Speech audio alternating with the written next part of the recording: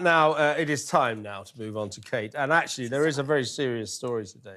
That while she was in the London clinic undergoing serious abdominal surgery, it is said that a member of staff there tried to get hold of her private medical records, presumably to sell them to the media. Now, I don't know if any publications around the world would ever buy that information, but I'll tell you right now, no newspaper or magazine or media outlet in Britain would touch that with a barge pole. Well, someone would somewhere, I'm pretty sure. The French or the Spanish, because they seem to have very few... And the Americans, the Inquirer might be interested. This is really, really terrible. I mean, when you go into a hospital, the first thing you expect, whoever you are, you know, a member of the royal family or Joe Bloggs, is absolute confidentiality with your extremely sensitive medical records. But the world has gone absolutely tonto. I mean, disclaimer, the world has always been tonto when it comes to who shot JFK you're right about that. and, you know, Marilyn Monroe's death. We've always done this. We've always loved a conspiracy theory and nosing about in the private lives of public figures. But since social media, it's just out of control. And I think a lot of people out there need to have a reality check and maybe just log off for a while, right? Get your mental balance back to where it should be. Turn off the socials. I don't know, do some gardening or something. Spring is here. Get some fresh air. Go outside and play, as my mum would say, and stop being weirdos online. Yeah, social media, just to have it in the background. When Twitter was at its height, I don't know, 10 years ago, I was like lots of people. I felt I had to tweet like every 3 minutes. You know, I had to be involved. I look at Twitter now about once every 3 hours.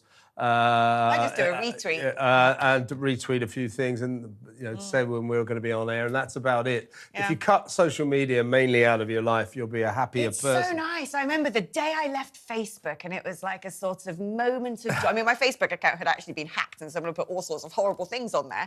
And they got in touch with me and said, this breaches our guidelines, we're going to close down your account. And I found myself going... Good. Good. Yeah, go ahead. Not your fault, but good. I don't need to speak to Joanne, who I went to school with in 1987. Who cares how many kids she's got now? I don't. Nor do I. But I hope Joanne's all right. Bosses of the London clinic contacted Kensington Palace. The police, I don't believe, are investigating because in the end, nothing was stolen. This was an attempt to steal her medical records that didn't work out, although that is a criminal offence, of course. Now, as a historical note, when Kate was pregnant in 2012, she had another sort of hospital drama. A DJ from Sydney's 2-day FM radio station phoned the hospital. She was in the King Edward VII Hospital in London, pregnant, and pretended to be the Queen and then Prince Charles, and was put through. They got away with it. Were put through to a nurse who started telling them all about how Kate was.